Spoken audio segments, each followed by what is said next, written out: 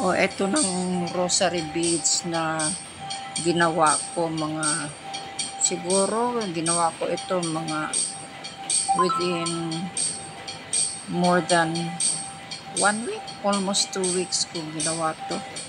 Ito lang naman ang nagawa ko.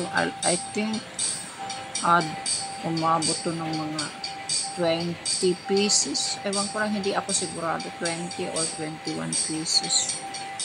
Ayan. Puros rosary beads yan.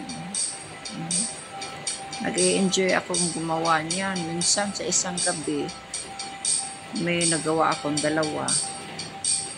Minsan isa lang. Tapos binawi ko, matulog uli ako.